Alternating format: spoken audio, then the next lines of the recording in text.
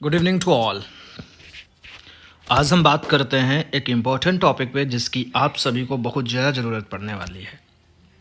Even इधर कई दिनों से लोग मेडिकल फैसिलिटी के बारे में पूछ भी रहे हैं, तो फाइनली सभी को पता होगा जो अभी एक डॉक्यूमेंट रिलीज़ हुआ है नेस्ट की तरफ से।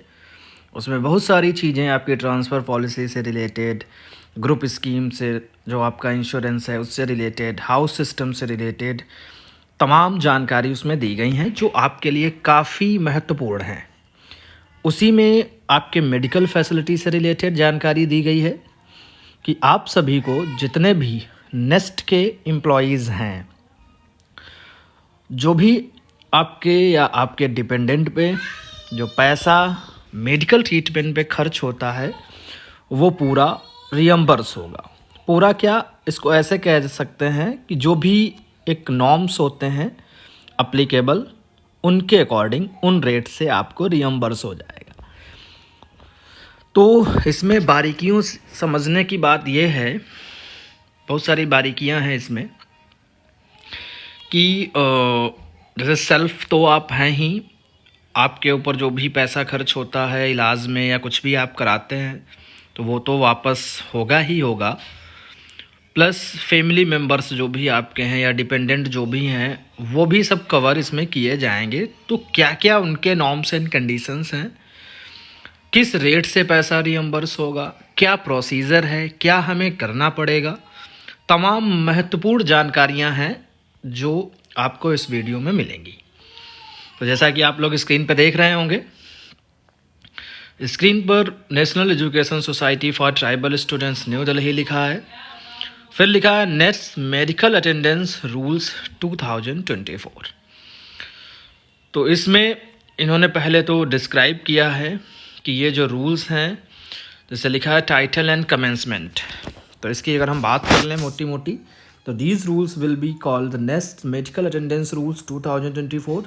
The nest medical attendance rules 2024 will apply to regular employees on staff on deputation along with their dependent family members। यानी इससे ये तय होता है कि जो भी मेंबर्स हैं एकलव्य मॉडल रेजिडेंशियल स्कूल का, जो भी स्टाफ है, अगर रेगुलर स्टाफ है या डिप्यूटेशन पे, मतलब सरकारी होना चाहिए, जिसको हम देसी भाषा में अगर कहें सरकारी, अगर आप सरकारी हैं तभी मिलेगा, कॉन्ट्रेक्चुअल हैं या गेस्ट टीचर हैं तब नहीं मिलेगा, ऐसे इसको ध्यान रखिएगा। और मान लो किसी अन्य विभाग से डिप्यूटेशन पे आप भेजे जाते हैं नेस्ट को, तब भी मिलेगा। बट अगर आप सिर्फ और सिर्फ गेस्ट टीचर हैं या गेस्ट स्टाफ हैं या कॉन्ट्रेक्चुअल हैं तो नहीं मिलेगा। अब इसमें इन्होंने बहुत सारी चीज़ें डेफिनेशंस दी हैं, तो इनमें इम्पोर्टेंट ऐसा कुछ है नहीं। बाकी डिपेंडेंट्स वाला पार्ट आप लोग देख लीजिए, ये आप लोगों के लिए ज़रूरी है, इसको समझना थोड़ा सा। जैसे एक तो जो एम्प्लॉई है उसका तो जितना खर्चा है तो वो अपना तो लेगा ही लेगा। बाकी स्पाउस, हस्बैंड और वाइफ एज द केस में बी ऑफ द मेंबर, यानी जो भी आपकी पत्नी या पति दोनों में से कोई भी नॉन वर्किंग है अगर, और अगर वर्किंग भी हैं तब भी मिलेगा, बशर्ते वहाँ पर वो उस फैसिलिटी का लाभ ना ले रहे हैं। मतलब इसको ऐसे समझेंगे, अगर पति पत्नी दोनों ही किसी सर्विस में हैं और दोनों ही पति पत्नी को ये मेडिकल रियम्बर्समेंट या CGHS जैसी सुविधा मिल रही है, तो आप सिर्फ अपना लेंगी या लेंगे। जैसे आप अगर नेस्ट के मेंबर हैं तो आपके पति या पत्नी पर जो भी खर्चा हो रहा है और वो जिस विभाग में है वहाँ पर ये मेडिकल फैसिलिटी नहीं है रियम्बर्समेंट वाली, तब तो उसका भी आप क्लेम कर सकते हैं अपने डिपार्टमेंट के थ्रू। लेकिन अगर आपके पति या पत्नी को जिस विभाग में वो कार्यरत हैं वहाँ पर मेडिकल फैसिलिटी मिल रही है तो फिर आप उनका नेस्ट के माध्यम से क्लेम नहीं कर सकते, बस ये बताना है। दूसरा इसमें डिपेंडेंट पेरेंट्स, आपके पेरेंट्स जो डिपेंडेंट हैं, अब ये कैसे पता चलेगा डिपेंडेंट्स? सबसे पहले एक पर्टिकुलर इनकम होती है आपकी। एक तो सबसे पहले डेफिनेशन हो गई कि वो गवर्नमेंट एम्प्लॉई ना हो, मतलब अगर आपके मम्मी या पापा में से कोई भी सरकारी नौकरी में है तो ये सुविधा नहीं मिलेगी, ठीक है। और अगर आपके मम्मी पापा में से कोई भी, यानी दोनों भी अगर नौकरी में नहीं है और उनकी इनकम एक प्रिस्क्राइब्ड है उससे कम है, तो वो आपके ऊपर डिपेंडेंट हैं, यानी आपके ऊपर निर्भर हैं। तो उसका इनकम सर्टिफिकेट बनता है। अब इसको सर्विस बुक में आपको डिपेंडेंट दिखाना पड़ेगा। कैसे? उनका इनकम सर्टिफिकेट लगा के अपने डिपार्टमेंट को बताना पड़ेगा कि हमारे माता पिता की इतनी इनकम है जिसके हिसाब से वो हमारे ऊपर डिपेंडेंट है, तो उनको सर्विस बुक में मेंशन कराना पड़ेगा। और सर्विस बुक में मेंशन कराने के बाद उनको भी ये फैसिलिटी मिलेगी। अगर उनके भी इलाज पर जो भी पैसा खर्च होता है वो आपको रिफ़ंड होगा। फिर तीसरा पॉइंट है पेरेंट्स और parents in law of the government servant. आपके पेरेंट्स इन लॉ को भी इसमें समाहित किया गया है, यानी सास ससुर जिनको हम अगर कहें हिंदी में, तो उन पर भी कोई खर्चा हो रहा है तो वो भी मिलेगा। फिर है children including step children and adopted children and those taken as wards. आपके बच्चे चाहे वो सौतेले हों या आपने इनको गोद लिया हो या आप उनको एज ए वार्ड रखते हो, आप उनका पालन पोषण कर रहे हो, तब भी जो है उनका भी पूरा खर्चा वापस होगा। और वो भी वार्ड्स के मतलब under the guardian and wards act 1890, मतलब पूरा उस एक्ट के तहत प्रूफ होना चाहिए, एविडेंस होना चाहिए। ऐसे ही नहीं किसी का भी खर्चा आप दिखा दोगे कि हाँ हम इनका पालन पोषण कर रहे हैं। एक चीज़ और इसमें है कि अगर आपका बेटा है तो son till he starts earning और attains the age of 25 years whichever is earlier, यानी बेटे का जो इलाज पे खर्चा होगा वो मैक्सिमम 25 साल मान के चलो। 25 साल से अगर कम है तो उसके इलाज पे जो भी खर्चा होगा वो आपका रियम्बर्स होगा। 25 साल के ऊपर नहीं होगा। हालांकि इसमें दिया है कि वो जब से कमाने लगे या 25 साल, तो दोनों में से कोई भी एक। फिर ऐसे ही child suffering from any permanent disability of any kind, physical और mental, irrespective of age limit. अगर आपका बच्चा किसी परमानेंट डिसेबिलिटी से सफ़र कर रहा है तो उसमें एज लिमिट नहीं है, यानी फिर वो कभी भी आप क्लेम कर सकते हैं। Daughter till she starts earning और gets married irrespective of the age limit. बेटी के लिए कोई एज लिमिट नहीं है, बस या तो वो जब कमाने लगे या जब उसकी शादी हो तब तक के लिए, इनमें से जो भी पहले हो तब तक उसका क्लेम कर सकते हैं। डिपेंडेंट डिवोर्स अबंडेंड और separated from their husband widow daughters and, मतलब यहाँ पर उनको भी कवर कर सकते हैं। जैसे कोई आपकी बेटी जिसका तलाक हो चुका है या उसको उसके हस्बैंड ने छोड़ दिया है या विधवा हो चुकी है, तो ऐसे भी अगर आपकी बेटियां हैं तो वो भी चूँकि आपके ऊपर ही डिपेंड हैं तो उनका भी पूरा रियम्बर्समेंट होगा। ये भी आपका सेम पॉइंट ही है। इसमें जैसे डिपेंडेंट, अनमैरिड, डिवोर्स, अबैंडन्ड और सेपरेटेड फ्रॉम देयर हस्बैंड और widowed sisters irrespective of age limit, मतलब इसमें बहन को भी ले लिया इन्होंने। Minor brothers up to the age of becoming a major, तो ये भी कवर किए जाएंगे। तो इतने डिपेंडेंट है, इन सभी को सर्विस बुक में एज ए डिपेंडेंट मेंशन कराना होगा और करा लीजिए आप लोग एक सर्टिफिकेट बनवा के, जो कि बेटर है अगर हैं वो। बाकी एम्प्लॉई का तो इसमें दिया ही है, including officers, employee on deputation. Patient का आपके डिपेंडेंट मेंबर वो पता ही है। पे मीन्स आपका बेसिक पे, कॉम्पिटेंट अथॉरिटी मतलब आपका प्रिंसिपल, सोसाइटी और नेस्ट, ये सब हैं। रियम्बर्समेंट जो भी होगा वो जो है आपका CGHS के रेट से होगा या एम्स के रेट से होगा। जो भी आपका जैसे कि जो भी खर्चा हो रहा है आपका, तो उसमें इनके रेट्स के हिसाब से होगा। जैसे कई बार लोग महंगे महंगे हॉस्पिटल में चले जाते हैं और वहाँ पर ट्रीटमेंट कराते हैं, तो वो पूरा पैसा आपका वापस नहीं होगा। और ख़ासकर ध्यान रखिए, प्राइवेट हॉस्पिटल में जब भी आप कभी भी जाएं तो उसकी पूर्व अनुमति लेनी पड़ेगी। आप अगर CGHS इम्पैनल्ड हॉस्पिटल में जा रहे हैं तो उसमें भी अगर आउटडोर ट्रीटमेंट करा रहे हैं तो अनुमति नहीं लेनी है, लेकिन इमरजेंसी में आप भर्ती अगर हो रहे हैं, इंडोर ट्रीटमेंट करा रहे हैं, तो उसकी भी अनुमति लेनी पड़ेगी। ये चीज़ ध्यान रखिएगा। तो रेट्स जो आपके जैसे जो भी हमारा एक्चुअल जो भी खर्चा होगा हमारे ट्रीटमेंट पर, ऐसा नहीं है पूरा वापस मिल जाएगा। वो किस रेट से मिलेगा? जो एम्स के या सीजीएचएस के रेट होंगे। सीजीएचएस के रेट में जैसे दवाइयाँ बहुत कम रेट में होती लेकिन प्राइवेट हॉस्पिटल में महंगी मिलती हैं, और सीजीएचएस के रेट के आपके रूम के, जैसे आप अगर ऑपरेशन रूम या जो भी करते हो रहने के लिए, जितने भी दिन आप वहाँ पे एडमिट होते हो तो उसके रूम चार्जेस ज़्यादा होते हैं बट वहाँ पे कम होते हैं। तो मान के चलिए आपको सीजीएचएस का जो रेट होगा उसके हिसाब से रियम्बर्स हो जाएगा। फिर जैसे इसमें लिखा है note, if the spouse is employed in any organisation with medical facility, declaration is to be submitted regarding the official who will be claiming medical reimbursement. The official of organization from where claim will not be made has to certify the declaration submitted by the individual. जो मैंने बात पहले बताई थी, अगर आपकी जो spouse है किसी अन्य विभाग में कार्यरत है और वहाँ पर उसको मेडिकल फैसिलिटी अगर मिल रही है लेकिन किसी कारणवश उसने वहाँ पे वो मेडिकल फैसिलिटी नहीं ली है, तो आप क्लेम कर सकते हो, लेकिन आपको उस विभाग से डिक्लेरेशन देना पड़ेगा कि हाँ हमारे पति या पत्नी ने यहाँ से कोई भी मेडिकल क्लेम नहीं किया है। ऐसा नहीं कि आप यहाँ से भी क्लेम कर लें और वहाँ से भी क्लेम कर लें, ऐसा नहीं होगा। पॉलिसी आपको पता ही है, ये सभी all the employees of the society including regional offices, all the central state government autonomous body employees on deputation with nest, ये सभी कवर होंगे। अब ये देख लीजिए इंपॉर्टेंट पॉइंट है, the policy shall not be applied to casual part time contract personal engage in society. अब ये है मेडिकल आपका प्रोसीजर जो भी है, इसमें क्या क्या चीज़ें कवर करी जाएंगी वो देख लीजिए।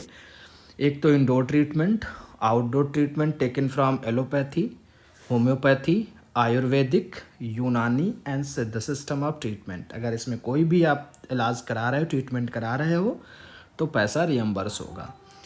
पैथोलॉजी टेस्ट, डायग्नोस्टिक ट्रीटमेंट और इन्वेस्टिगेशन, प्रोसीजर्स, रेडियोलॉजिकल टेस्ट, इसका भी अगर आप कोई भी इलाज करा रहे हो, टेस्ट इन्वेस्टिगेशन है तो उसका भी पैसा रियम्बर्स होगा, बशर्ते आप वो सारे बिल लीजिएगा, ध्यान रखिएगा। डेंटल ट्रीटमेंट भी कवर्ड होगा, ऑप्थेल्मिक ट्रीटमेंट भी कवर्ड होगा, प्रोलॉन्ग ट्रीटमेंट भी कवर्ड होंगी। ये 14 प्रोलॉन्ग डिजीज़ेस दी हैं नीचे, वो देख लीजिएगा अभी। आप अगर होम क्वारंटाइन हैं तो वो भी आपका रियम्बर्स हो जाएगा। इसमें reimbursement of home quarantine treatment of any life threatening infectious disease और pandemic categorised as pandemic by this government based on report of government approved lab agency from any hospital shall be considered at par with indoor treatment. तो home quarantine treatment में भी अगर उसको approval है, उसका किसी ने प्रिस्क्राइब किया है, तो वो भी जितना भी खर्चा होगा वो रियम्बर्स होगा। फिर है non post hospitalization treatment of special chronic disease, जैसे the employees of the society including his or her dependent family members shall be entitled to reimbursement of expenses as per CGHS rate for non post hospitalization treatment of special chronic disease like cancer, diabetes, heart disease, mental disease, polio, tuberculosis, leprosy, epilepsy, arthritis. तो ये भी जो है सभी disease covered हैं आपके, subject to the condition that the recognised medical practitioner hospital certifies that prolong treatment is required in such cases. मतलब एक सर्टिफिकेट रिक्वायर्ड होगा कि हाँ इसके लिए, मतलब एक चीज़ ध्यान रखिए, जब भी कराइए एक सर्टिफिकेट आपको ज़रूर चाहिए होगा, तो वो ज़रूर बनवा लीजिए। आउटडोर ट्रीटमेंट की अगर हम बात करें, जैसे जो हम नॉन एडमिट की बात करें, तो इसमें the medical expenses as OPD treatment shall be reimbursed as per CGHS AIIMS rate whichever is less or as per actual in case there is no CGHS AIIMS rate. जैसे कुछ ऐसी दवाइयाँ होंगी या कुछ ऐसी चीज़ें होंगी जैसे टेस्ट या इन्वेस्टिगेशन जहाँ पर CGHS ने कोई रेट डिसाइड ही नहीं किया, तो वहाँ पर एक्चुअल रेट मिल जाएगा। लेकिन अगर पर्टिकुलर किसी इन्वेस्टिगेशन की, किसी रिपोर्ट की, किसी जांच की अगर CGHS ने रेट प्रिस्क्राइब कर रखे हैं कि भाई ये जो इन्वेस्टिगेशन है या जांच है 100 रुपये में हो जाएगी, लेकिन आप किसी प्राइवेट हॉस्पिटल में या कहीं ऐसे हॉस्पिटल में जो CGHS एम्पैनल्ड नहीं है, वहाँ पर वो रिपोर्ट की फ़ीस वो 500 ले रहा है, तो आपको 100 रुपये के हिसाब से रियम्बर्स होगा, चीज़ ध्यान रखिएगा। This reimbursement will be allowed on furnishing a certificate in the prescribed pro forma and Exerve 1 by the employee to the effect that he has incurred the set amount on treatment of ailment, illness of his self or and dependent members of the family. Certificate, एक certificate ए, certificate B आते हैं, आप लोग download कर सकते हैं। वो पूरा भर के उस पर सील मोहर होगी हॉस्पिटल की, डॉक्टर की, और उसके साथ आपके सारे मेडिकल बिल्स लगेंगे और एक प्रोफार्मा इन्होंने अटैच किया, वो भर के उसको भी साइन मोहर करके आपको देना पड़ेगा। प्रोलॉन्ग्ड इलनेस की बात करें तो the expenditure incurred on investigations, consultation and test for prolonged disease, special disease or determine under CSMA rules is admissible at CGHS rate along with the cost of admissible medicine. A certificate regarding prolonged illness has to be submitted on expiry of every 6 month।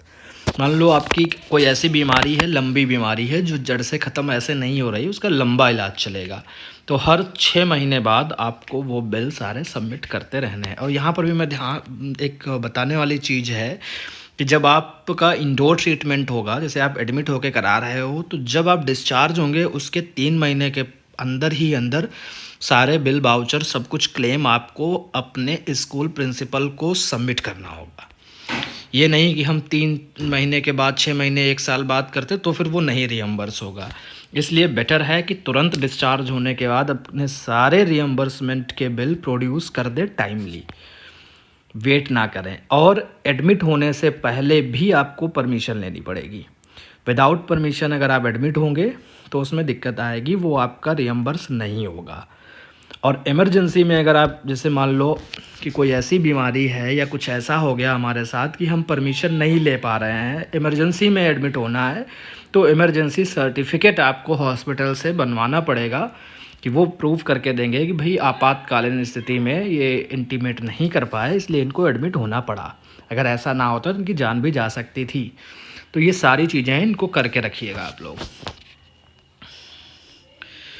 Follow up treatment में all the beneficiaries, employee and their dependents are advise to follow the proper procedure while submitting their claims pertaining to follow up treatment strictly as per CGHS norm.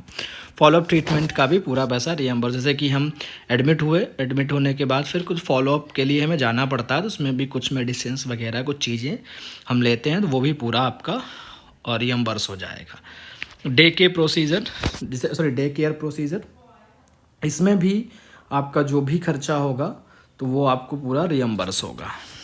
Indoor treatment, इसको थोड़ा ध्यान से देखिए, important चीज़ है ये। जैसे for planned indoor treatment, जैसे आपने प्लान किया, जैसे कोई ऑपरेशन कराना है, आपको पता है हम अगले महीने कराएंगे, उसमें कोई इमरजेंसी नहीं है, हमने डिसाइड किया है कि हम इस डेट से कराएंगे, तो permission from the competent authority is to be obtained in advance by providing of the details of the hospital and treatment to be undertaken. तो आपको पूरी इंटीमेशन देनी पड़ेगी, पूरा इन्फॉर्मेशन देनी पड़ेगी, हम इस हॉस्पिटल में इस डेट से अपना ट्रीटमेंट कराएंगे, और तो वो परमिशन देगा आपका प्रिंसिपल, वो कैसे भी दे, चाहे स्टेट सोसाइटी के थ्रू दे, चाहे खुद ही दे, परमिशन ज़रूरी है, ध्यान रखिएगा। लेकिन in the case of admission due to emergency, the individual has to intimate his or her office, headquarter or RO at the earliest, and headquarter or RO will do verification of admission applicable only case of private hospitals. जैसे मान लो आप emergency में भर्ती हो गए कहीं, तो emergency में अगर आप एडमिट हो रहे हो तब भी जो है क्या होगा, आपको इमरजेंसी सर्टिफिकेट तुरंत जो है किसको देना पड़ेगा, हेडक्वार्टर और आरओ को, कि भाई या बताना पड़ेगा उनको इमरजेंसी में हम यहाँ पे एडमिट हो गए, तो फिर हेडक्वार्टर और वेरीफाई करेगा कि यार सही बात है कि नहीं, फिर वो हॉस्पिटल से सर्टिफिकेट इमरजेंसी मांगेगा। तो thereafter employ will seek ex post facto approval from the competent authority after discharge. और डिस्चार्ज होने के बाद आप फिर, जैसे वैसे क्या है, अगर आप प्लान्ड इंडोर ट्रीटमेंट करा रहे हो तो पहले परमिशन लेनी पड़ेगी, और इसमें डिस्चार्ज के तुरंत बाद पूरा प्रॉपरली वही सारी चीज़ें करनी पड़ेंगी, एंड उसमें भी आपको अप्रूवल लेना पड़ेगा। Bills will not be entertained without the approval from the competent authority. Further verification in case of private hospital must be done by the next headquarter and regional office, state society for their concern employees. मतलब government hospital के case में ऐसा नहीं है, लेकिन private hospital में अगर जाते हैं तो पूरा वेरिफिकेशन होगा, सारी चीज़ें होंगी, परमिशन ज़रूरी है, परमिशन और अप्रूवल रिक्वायर्ड है। कई लोग ये चीज़ नहीं करते हैं, तो ध्यान रखिएगा इसको। फिर है हॉस्पिटलाइजेशन इन CGHS इम्पैनल्ड हॉस्पिटल। तो इसमें तो वही है, आपके एज़ पर CGHS रेट मिल जाएंगे, कोई समस्या ही नहीं होती वहाँ पर। वो पैसा ही उतना लेते हैं जो CGHS इम्पैनल्ड होते हैं। मान लो अगर हॉस्पिटलाइजेशन नॉन CGHS में हो जा रहा है, मतलब जो नॉन CGHS या नॉन इम्पैनल्ड हॉस्पिटल हैं, तो ये भी ध्यान से देखिएगा इसमें क्या क्या रूल्स हैं। Reimbursement for treatment in a hospital which is not impaired by CGHS state is measurable subject to fulfillment of following conditions। में क्या होगा, the reimbursement of claims pertaining to hospital which is not impaired would be considered in case of emergencies only। तो कह रहे हैं कि जो CGHS empanelled अगर हॉस्पिटल नहीं है, उसमें आप एडमिट हो रहे हो, तो फिर क्या होगा, इमरजेंसी में एडमिट हो सकते हो आप, तो इमरजेंसी सर्टिफिकेट देना पड़ेगा। Bills of such treatment will be considered on production of a stamped emergency certificate from the hospital concerned। Important point है, ध्यान रखिएगा। फिर है the bills may be submitted to NEST with the detailed bills including breakup for room, laboratory, investigation, pharmacy aids। The same has to be accompanied by a covering letter explaining the nature of emergency circumstances। जो भी खर्चा होगा उसको breakup मतलब आप total करेंगे, जैसे room का चार्ज कितना हुआ, OPD चार्ज कितना हुआ, कंसल्टेशन फ़ीस कितनी हुई, इन्वेस्टिगेशन में कितना हुआ, लेबोरेटरी में कितना पैसा खर्च हुआ हमारा, दवाई में कितना खर्च हुआ, ये सारा अलग अलग इसको करके पूरा आप प्रोड्यूस करेंगे। और इमरजेंसी सर्टिफिकेट भी, और एक कवरिंग लेटर भी लगेगा कि किस तरीके की इमरजेंसी थी जो आपको नॉन इम्पैनल्ड हॉस्पिटल में एडमिट होना पड़ा। हमारे से employ will submit their claims to regional offices. तो आप जो है क्लेम सारे कहाँ करोगे, रीजनल ऑफिस में। Regional will examine such claims and forward only genuine cases with recommendation next headquarter for consideration further process. और RO जो है वो पूरा आपका बिल नेक्स्ट भेजेगा। वैसे इसमें प्रिंसिपल को नहीं लिखा है, तो आपका आई थिंक स्टेट सोसाइटी से ही लेना पड़ेगा, ध्यान रखिएगा। किससे लेने हैं परमिशन, स्टेट सोसाइटी से लेनी है और नेस्ट से लेनी है। प्रिंसिपल का इसमें कहीं भी कोई रोल नहीं दिया है। तो आपको कहाँ करना है, RO को इंटीमेट करना है। In any other the decision of the competent authority of the society would be final.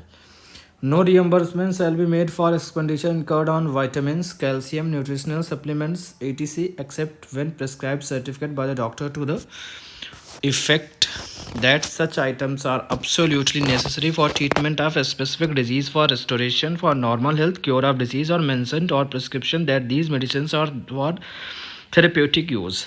यानी इन्होंने ये पहले तो ये कहा है कि विटामिन्स, कैल्शियम और न्यूट्रिशनल सप्लीमेंट पे आप जो भी खर्चा करेंगे उसका कोई पैसा वापस नहीं मिलेगा आपको। लेकिन मान लो अगर डॉक्टर लिख के देता है कि ये ज़रूरी है आपके जीवन के लिए, अगर आप ये सब नहीं खाएंगे तो मर जाएंगे, तो उस केस में डॉक्टर के सर्टिफिकेट से आपको इसका भी पैसा रियम्बर्स हो जाएगा।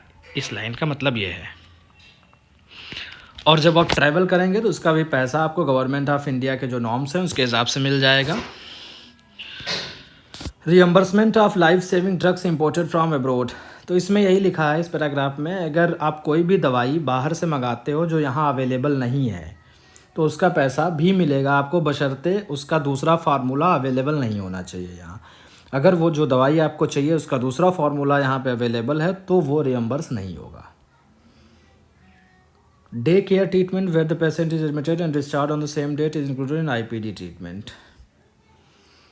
Whenever it becomes necessary for an employee or any member of his or her dependent family members to be hospitalized on the advice of the authorized medical attendant or from the doctor of government or approved independent hospital nursing home, the entitlement of accommodation for the purpose will be regulated by the category level of the employee as per CGHS term and condition on the day of hospitalization। मतलब इसमें ये क्या मोटा मोटा ऐसा समझ लीजिए, अगर आप जो है कोई भी ऑथराइज्ड मेडिकल अटेंडेंट आपको लिख के दे रहा है कि आपको एडमिट होना ज़रूरी है, और जो लेवल आपका है, पे लेवल है, उसके अकॉर्डिंग CGHS की जो गाइडलाइन है उसमें आपके लिए रूम का अलॉटमेंट दिया है कि किस श्रेणी का रूम आपको मिल सकता है, तो उसी का पैसा रिफ़ंड होगा। लेकिन मान लो जब आप एडमिट होने जा रहे हो और वो रूम जो आपको चाहिए, यानी जिसके लिए इंटाइटल्ड है, वो खाली नहीं है, आपको उसके ऊपर का रूम दे रहे हैं, तो वो लोग लिख के देंगे कि भाई इमरजेंसी में हमने इनको ये रूम अलॉट किया, तो उसका भी पैसा मिल जाएगा। लेकिन बशर्ते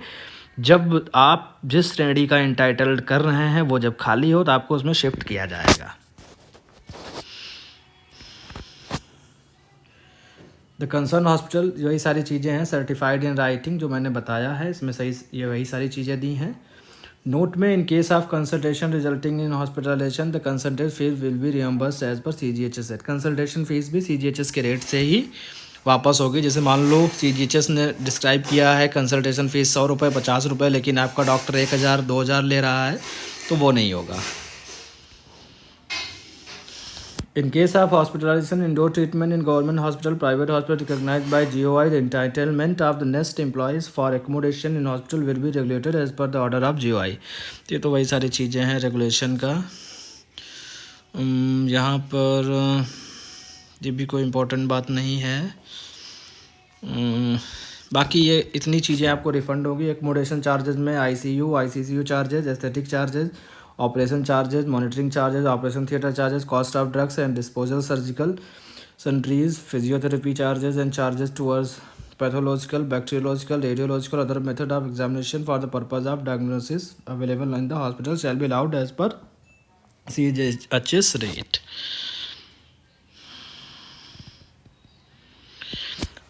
Wherever package rates are available with CGHS, the claim will be entertained for the actual expenditure package rate। मतलब पैकेज रेट कहीं कहीं पे होता है कि भाई पूरी आपका इलाज इतने पैकेज में हो जाएगा, तो वहाँ पर पैकेज रेट और एक्चुअल एक्सपेंडिचर उसमें जो भी कम होगा वो पैसा आपको वापस हो जाएगा। पोस्ट हॉस्पिटलाइजेशन OPD माना जाता है। ग्रांट ऑफ एडवांस, तो एडवांस भी आप ले सकते हो कई बार, लेकिन आपको देंगे नहीं, वो लिखा है बट देते नहीं है।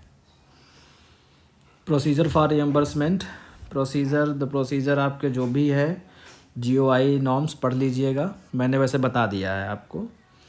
तो ये कुछ चीज़ें हैं।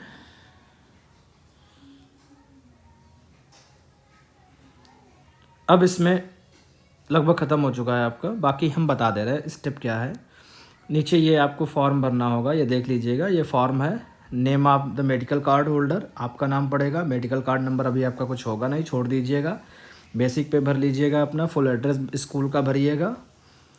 मोबाइल नंबर, ईमेल एड्रेस भर लीजिएगा। पेशेंट नेम, अगर आप इलाज करा रहे हैं अपना या आपका डिपेंडेंट है उसका रिलेशनशिप क्या है, अगर आपका है तो सेल्फ, और अगर कोई भी दूसरा है तो उसका रिलेशनशिप आपके साथ क्या है। Name and address the hospital, पूरा सारी चीज़ें हैं, इसको भर लीजिएगा, ठीक है। ये भरना ज़रूरी है।